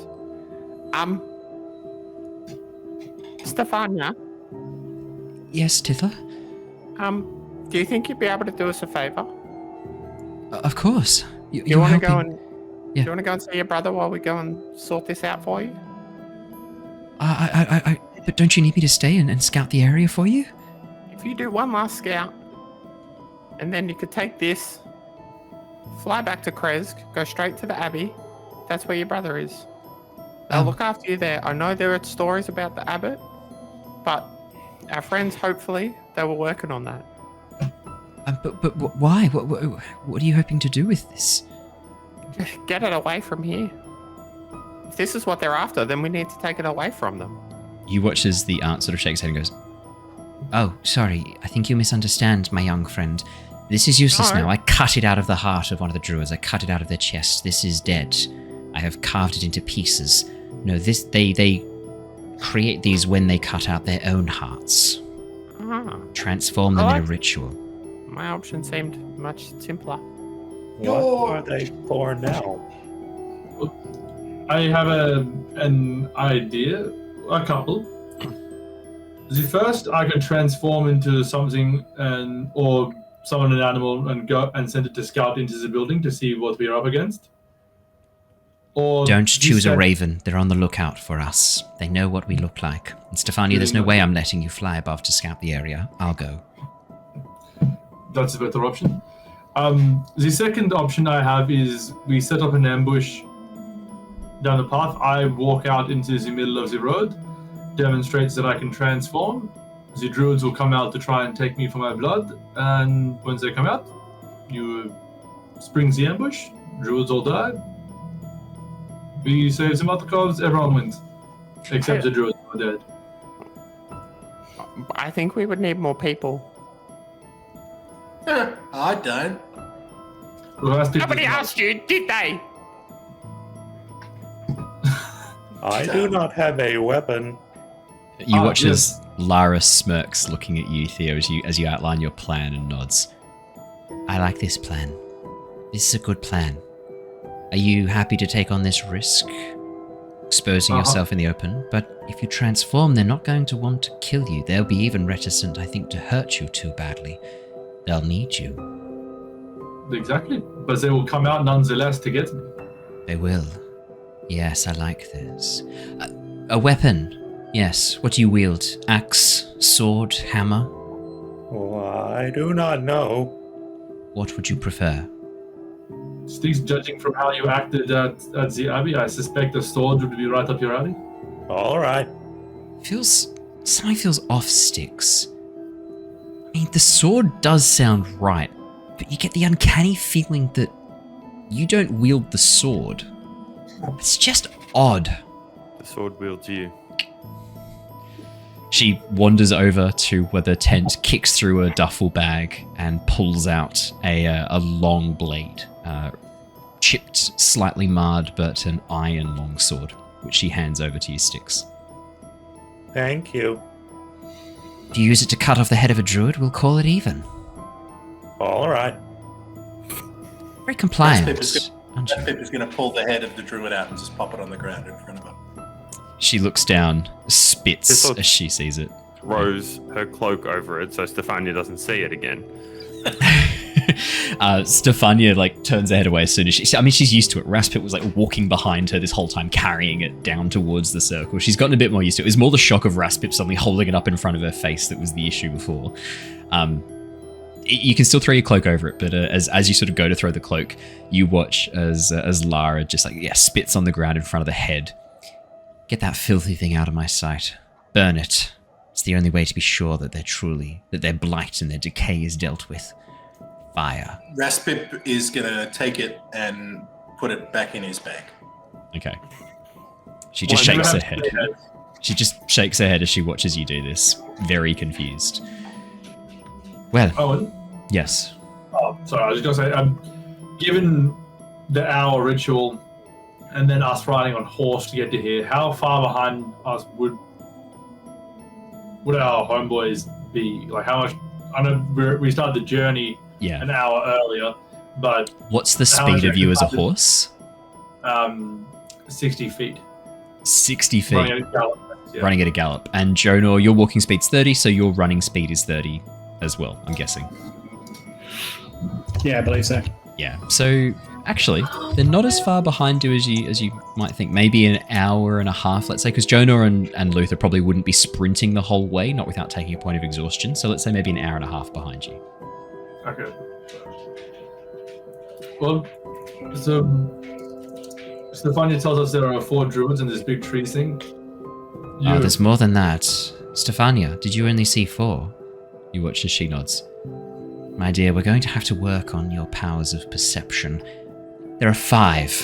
One of them is currently in hiding over near the blighted section of the lower portion. That is why I had Stefania watching the road.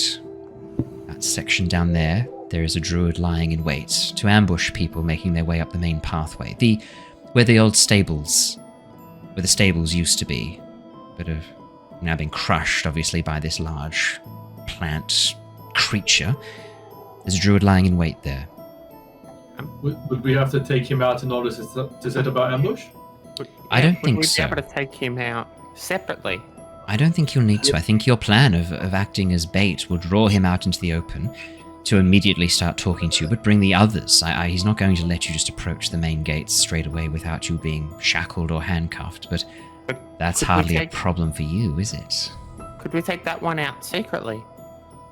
Maybe. If you are able to take him out secretly, that'll be one less druid for you lot to deal with. Just keep in mind that each of them controls a number of blights, and they are mentally linked. Oh, If you are unable to take it out quickly enough, the blights will know, and they will converge on that spot very, very quickly.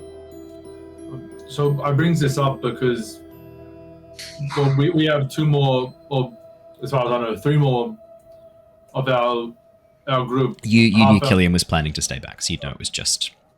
Yeah, 2 more of us, a wizard and a guy who was really quite very good with his guns.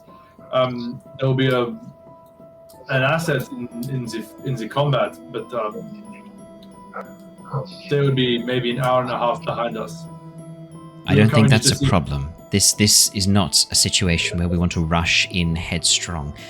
They've already had Davian for many, many hours. Either he's dead or he's not. I don't think time is of the essence any longer. First critical hours when they took over the vineyard have passed. This is now a siege, and we want to spring a trap to end it quickly and decisively. We do not want to draw this out. We want to be fast and lethal and effective. I think it is worth waiting for your friends. During this time, I will scout, see what I can see. If you are able to transform into creatures as well, if you have the true powers of a druid, don't transform into a raven, transform into something else. And I would scout the area, see what you can learn, but be careful. The druids will be on the lookout. They know that there are keepers of the feather. They know that we are not far, and that we will not let them take the vineyard without a fight. Be prepared for resistance. But if you can play the part of an animal well enough, I don't think they're going to expect it. They don't know there's another druid here. Do they? No, the one that... I mean, how mentally linked are the... Druids linked to the blights, not to each other as far as I can tell. I cut this one's heart out and none came for me. As she, looks at the briar heart. My concern is if I transform into a scouting creature, I'll not have the ability to transform again when the combat starts. So I can rest for an hour, get that back, and then begin scouting then. Don't worry about the transformation side of things. I think I can help out. Cryptic. What do you propose, Raspip? Well, I have a couple of little nifty tricks up my sleeve, such as polymorph. What do you get out of this? I'm hoping to have a nice severed head collection of all of my enemies who have tried to steal my stuff. And my idea is that if I have a big enough bag full of everybody's heads, then people are going to leave me alone. This is probably a conversation for another time, probably a bit of a bigger conversation. But do you think that potentially if you stop going up to people and unprompted saying, don't take my things, then perhaps maybe people will stop taking your things? Classic victim blaming. It's the Streisand effect. It's the Streisand effect for sure. The Raspip effect. Yep. See this ring? Don't touch it. Everyone's it's immediately like, important. oh, I think I want that ring. I don't know what it does, but You want the ring, I'm not gonna lie. yeah. Well, then maybe you could transform Tithla into some kind of scouting. I know she's better at stealth than I am. Yeah, very nice, clever. I'm not going to waste my spells on something shit like that. Sorry, just to be clear, when you say something shit, do you mean the casting of the spell, or do you mean me? I mean the thing that he wants me to transform you into. I'm not wasting a polymorph on a bird. Oh, wait, weren't you just gonna turn him into a bird? No, I wasn't going to turn anybody into a bird. What do you want to turn? I'm talking about for the trap that we set. If you want something big and nasty and mean that we stick out on the road that obviously has been transformed, that's where I am going to come in. But I think that your wild shape is probably more akin to some form of inferior transformation. Inferior, perhaps. You heard me, inferior transformation, yes. But it is also the exact transformation that they want. So I suspect as far as a lure goes, it will work better if I transform into an animal with wild shape instead of turning into some kind of ridiculous T-Rex or something with your polymorph. Score one, Theo. I don't think that's how that's going to work, my friend. What do you mean? Well, I'm not going to cast anything that's going to be shit. Because my magic is not meant for shit things. Just to be clear, you did a shit picture before in front of Theo's face. That was funny. Okay. And this is shit. There's a big difference. Okay, well, I just kind of reiterated your plan, so I guess it's a shit plan. I am going to spend some time to relax and regain my strength. I need to commune with the land and find out what is wrong with it here. I can very quietly look around and scout. Thank you. Nope. No, it's okay. We need you to stay here in case something goes wrong. And also, I don't think you can sneak very well. All right. I don't think the druids would know what to make of this construct. Is that a good thing or a bad thing? I feel like it's probably a bad thing. Well, I don't think they're going to just attack it out of the blue. They'll want to know what you are. And what you're doing there. Maybe you're the bait. I can pretend to have less sentience than I do.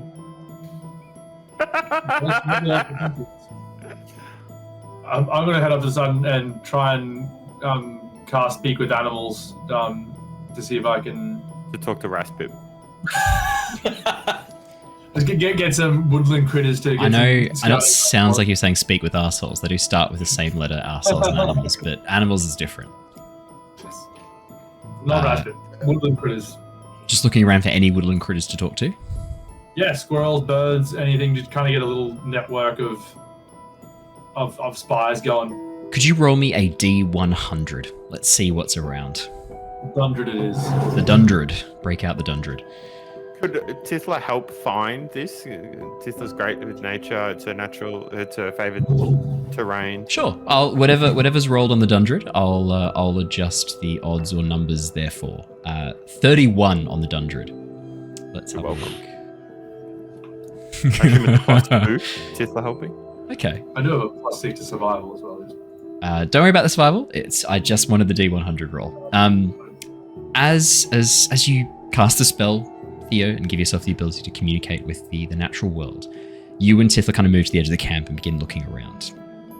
It doesn't take you long to spy what looks almost like a very, very bedraggled, quite mangy-looking badger snuffling around through the undergrowth, patches of fur missing, a large tumor growing on the side of its snout as it's like pushing its way, snuffling through the undergrowth.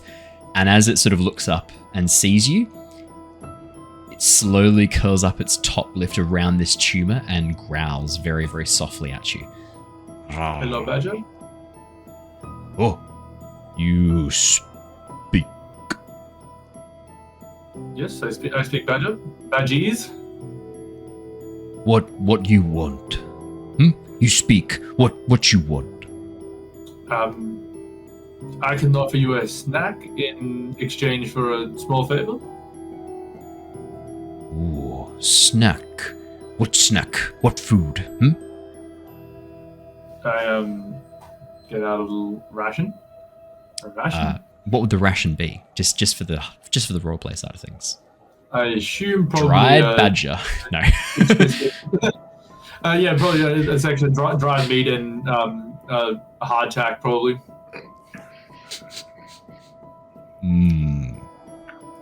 Throw here. Not too close. Throw here. I give you half now, half after you've done the job. Fair. So you chuck it down. The badger sort of like looks around cautiously, not really trusting you, rushes forwards and gobbles it down. It looks up towards you. The sound a badger makes. The badger makes a wonderful sound.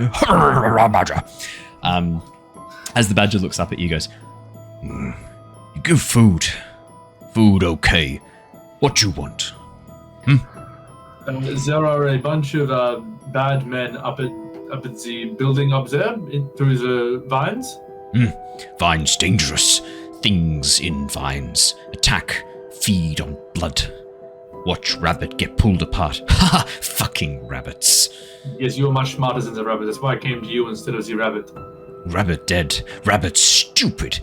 Me eat rabbit when vines go bye-bye. That's very smart.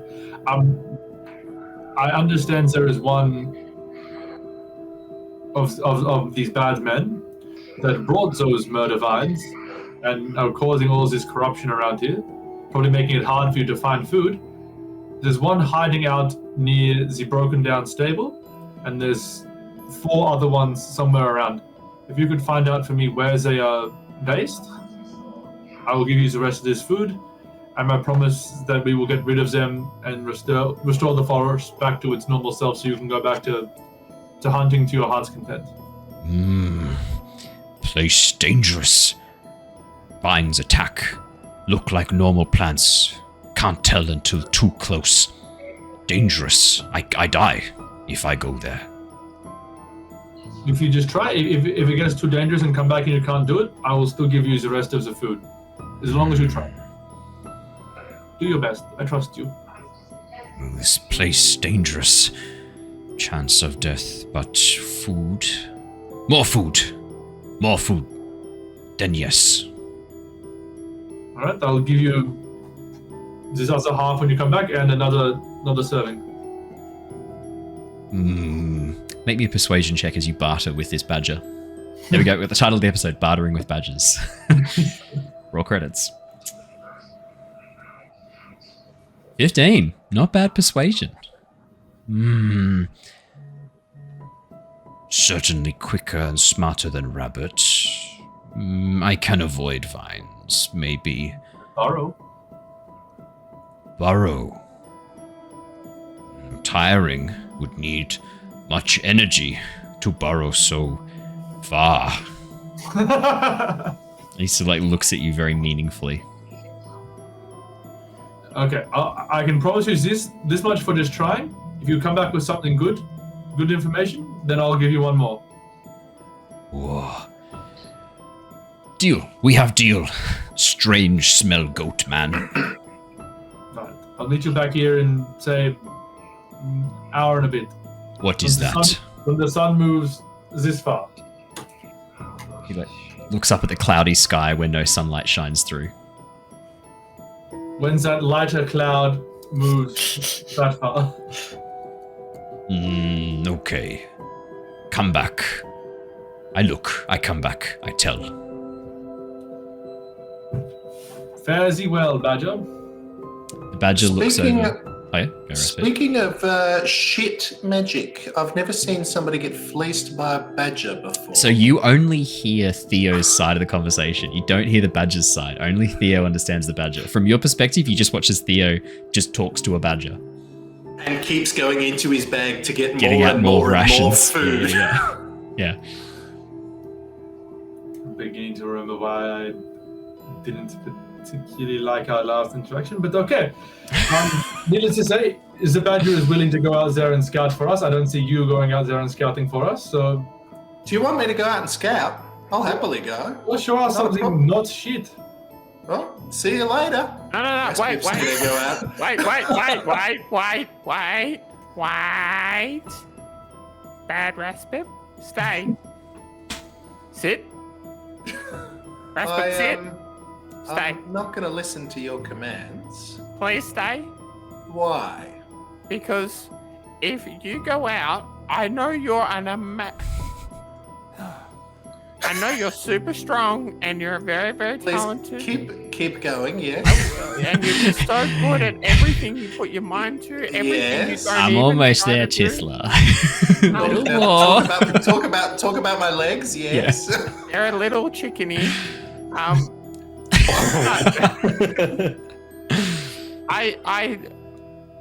We're not as strong as you. So if you go and start messing up all of them, if even one gets out and we're not ready, we won't be able to deal with it, right? Yeah, all right. I mean, it's fair enough. You, struggled last time we had an encounter, so fair. It's fair to assume you haven't changed much in a week. Tithla turns and walks out the door. You're outside, but Not like outside. Like You said wasn't there a tent involved at some point? a small tent. You guys never went in. okay, well, And then you went out to go talk to a badger. Tithla walks away. You weren't able to do it because last time, Raspip sent her crazy and she went and cried under a thing. There's no house out here to cry under. You'll have to find like a pile of leaves or Find a some like bush. sticks. A bush. You would genuinely go and find a bush and go and sit in it. Yeah, fair. I'd also go off and just relax for an hour to have a wee short rest. Perfect. Jonor and Luther. Actually, sorry, before we go there, Styx, you've got an hour. Raspip, you've got an hour. What are you two fuckers doing? So Styx just stops moving for an hour. Amazing. No instructions, so Styx just freezes the sword in front of him. Fantastic. Raspip, what would you be doing for an hour? Raspip is getting as many sharp sticks as he can find and shoving it into every hole in the head that he has. Christ on a bike. Okay. And Tithla, what are you doing for an hour? Sitting in the bush. Cool. All right. So just same as Styx. Just Styx. Jonor and Luther. As an hour goes by and you find yourselves catching up along the main road, Stefania rushes forwards, appearing out of nowhere and waving to you both and gesturing you rapidly into the forest on the side of the road before she leads you down into the clearing where you see Styx standing completely still and unmoving. Raspip, with a head in front of him with like 4 stakes, sharpened sticks poking out of it, 1 in each nose, 1 in each sort of like nasal portion of the eye, 1 in each ear. And then it looks like he's trying to find a big one to like screw the head onto. Tithla seems to be, I mean, just gone. You haven't seen, Tithla's not there. There's no sign of Tithla. And Theo's currently sitting in a meditative state. Oh, sorry. What were you saying? Sorry, Andrew? Raspip doesn't notice that Tithla's gone. No, that's fair. You better be careful, Andrew. Tithla's a fan favorite, all right? You pick your battles. Jonor and Luther, that is what you see as you arrive. So, sorry, what's the person's name again that we're with that got us? Stefania, the Stefania. younger daughter, yeah. So she's like 16, 17 years old. So as we're walking to the mall, I will ask her things like, what's the state of the estate? What is who's still left, and how many druids? So we're just getting a lay of the land. We're just going to get caught up. That'll be our recap sort of thing of what the party's sort of gotten up to as we rock up. She shares everything that she knows and that she shared with the other group. So you are up to speed. By the time you and Jonor get to the clearing, you are up to speed on the plan and on the situation. As we enter the scene with her sort of next to us, because she's the closest person we have currently,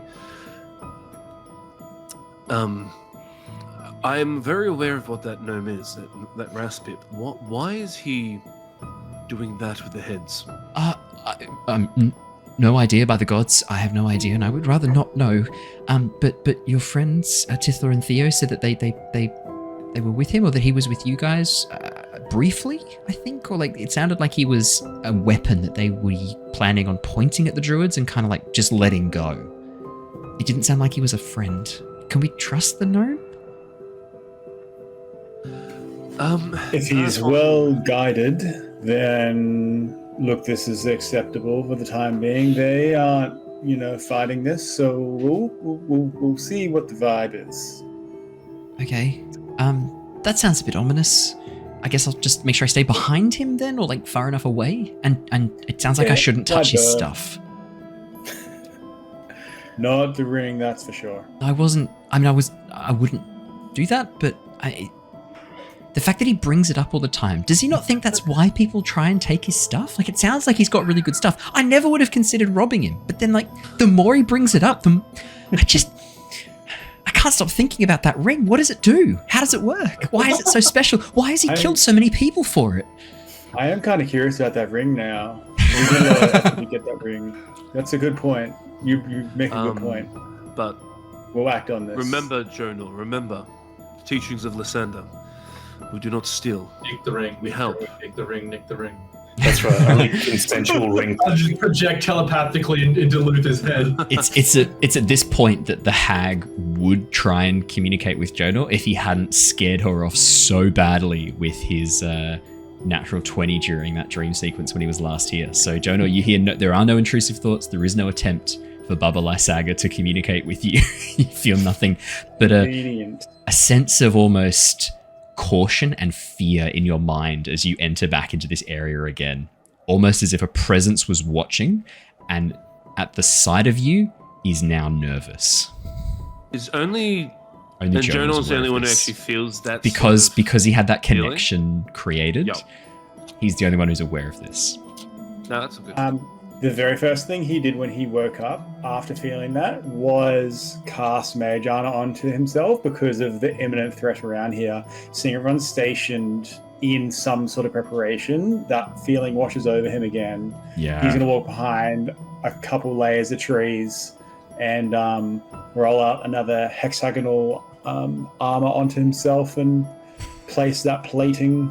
Yeah. Brilliant. Bit of casting a Mage Armor. Yeah. I'm definitely going to go up to Raspip though, because what he's doing is highly peculiar. Yeah, you see Raspip jamming Styx into the holes of a head. Doing what? Yep. Styx is just standing there perfectly straight as Raspip tries to put him into the various head holes. Yeah. Raspip, lovely to see you again. Pray tell, what are you doing with the heads? Well, I'm glad that one of you misses me. These other 3 people have been less than hospitable towards me, especially after I remember saving your rump last time. To be fair, Styx the Warforged to seem exceptionally compliant. He doesn't seem. He's just sort of done what you've asked most of the time. I mean, he didn't get jammed in that skull, that's for sure. Yeah, true.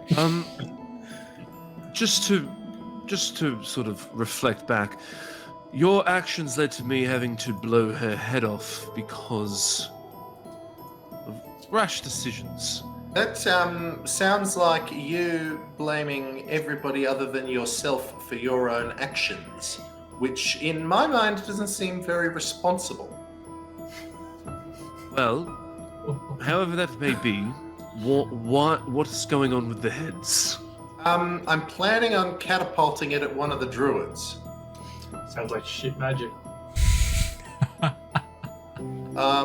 Yeah, I might catapult it at a barbarian if he doesn't shut up. I don't think... It's just a little taunt. Psychological warfare. He would have been friends with everybody else who we're going to meet today, and I just want to reunite old friends once more. So that's just such the most psychotic way you could have phrased that. Have you that, thought my dear about... friend, is why nobody touches my stuff. It seems like everyone touches your stuff, though. It's like... That's why we're here. Your stuff is touched more than anybody else's so far in this campaign. Have you thought about maybe just letting the heads not have sticks and other things jammed into them, and maybe we could just leave them over here to the side? You're leaving the sticks maybe or we the could heads off to the side? We could bury them, maybe. Bury the sticks? Why would I do that? No, the heads. It's just one head. It's just one head. Don't be ridiculous. Cremated is a better option for this. If you knows how the cable's buried if you bury it in the ground.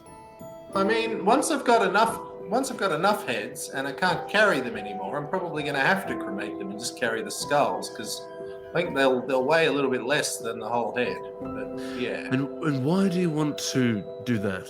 What is the? Are you just adding to your collection? To deter Jonor people leans from in. touching my stuff. You know what could be a better sort of strategy? Not broadcasting to everyone you meet. Let me just stop you right there. When it comes to your stuff, you can make your own strategies on keeping your stuff safe. And how about you leave my stuff to my strategy? what I've seemed to be doing so far works pretty well. I've got my ring back. Nobody's been able to touch it since yet, other than those 2 other groups of explorers that, well, anyway, they're long gone. But yeah, I've got my stuff. I don't think it's an issue. You mentioned other groups of explorers? No, don't worry about that. It's fine. It's all right. Do they have a symbol like this? No, not like that, no. It was a little different. Can I insight check that? Yeah. Raspip, you don't need to make a deception check. The symbol he holds up, the stylized A and L on a shield background with various like vine details and decals, is not similar to what you've seen before. You can insight check it, Theo, because you might get a bit more out of this. You give it I'm an watching insight. for any sign of glee. I'm trying to read what how does he feel when he describes that he's like murdered a bunch of adventurers? He feels good that he's defended his stuff. Maybe not glee, but there's a sense of pride. Would that be fair to say, Raspip? Yes, definitely. Yeah. 12, Theo. I mean, you don't get the sense Raspip looked that carefully at the symbol, and like it's probably not the same. But you don't think Raspip cares enough to have like memorized the symbols at the point when they went after his stuff. When they showed interest in his ring and tried to take it, that was the point where he didn't see them as alive anymore, and they kind of ceased to exist for Raspip at that point. The minutes it took to take them out were just a formality. Would that be fair to say, Raspip? Like, they were already dead by the time they'd proven that they wanted your ring. It just took a little bit. Just took a little bit for the universe to catch up and the fireballs to rain down upon them. Yeah, Luther, Jonor, we have a plan. We're waiting for you to execute. The druids want the shapeshifter blood. I'm going to head out onto the path, announce myself to them and that I have this ability. They will come out to try and apprehend me. We spring the trap, kill all the druids, save the Mardikovs. Everyone wins. When you say we spring the trap, can we get a little more detail on that bit? I think it's kind of important to go over. Well, you all stand hidden on the side of the road. Then druids come out. You throw fireballs on their head. They all die. So you want me to murder some people because it suits you? In this case, yes, murder the druids. All right. Sounds fair. Every single one of them. At this point, the aunt, Lara, walks forwards, nods and goes, "Well, I think it'll probably help to have a map so that we can help plan out our strategy. And here it is." She leans down and rolls out on the ground in front of her a scroll which shows an area around the vineyard and the various locations in it. And as she points it out to you, I think that... Oh yeah? No, you go, Hans. I was going to say, does Badge make it back? Badge, we're going to do Badge next session, because I need to roll for Badge. Do you want to roll for Badge now? Yeah. Can you please roll me a stealth check using the stats of your direwolf? I mean, I can probably get a Badger. Oh yeah, just roll the stat. Yeah, roll a stealth check for the Badger. I'm sure Badger exists. It definitely exists, for sure. Let me have a look. Badger. Badger exists. If you roll me a D20, or have you got it open? Yeah, I got him here. Oh, perfect. Yeah, if you can roll for him. Yeah, if you can roll me a stealth check for the Badger. I can now be a Badger. Fantastic. If you can roll a stealth check for the Badger. You're after as a direwolf. And then while you're rolling the stealth check for the Badger, Tom, could you roll me a D100, please? For sure. I feel like you've been robbed a bit tonight of lots of fun, interesting things to do. So I want you to be the one to be responsible for the Badger's demise if such a thing happens. It's 12 on the stealth of the Badger. Brilliant. That's not great, Badger. And 63 for the event. Fantastic. Brilliant. Well, then we're definitely going to deal with that when we come back episode, because that's going to be great fun. Perfect. As you see the map rolled out before you get a lay of the land. We will have that map open for you next session, and you can plan your assault and then act it out. Thank you so much for joining us, everybody. Thank you, Andrew, for rejoining us as Raspip. Thanks. It is lovely to have you back, and entertaining for me as a DM to have Raspip back. So thank you so much, everybody, once again for joining us. Remember, if you want to refill the bank of natural 20s for the players to be able to draw upon in Roll20, the best way to do that is to hit the like button or the subscribe button if it's on YouTube. Otherwise, commenting also helps, or leaving a review if it's on the podcast is another really good way to refill that bank of natural 20s. Thank you so much, everybody. We will see you all again very, very shortly. But until then, stay safe, stay well. See you guys next time. Goodbye. Bye. See you guys. Bye.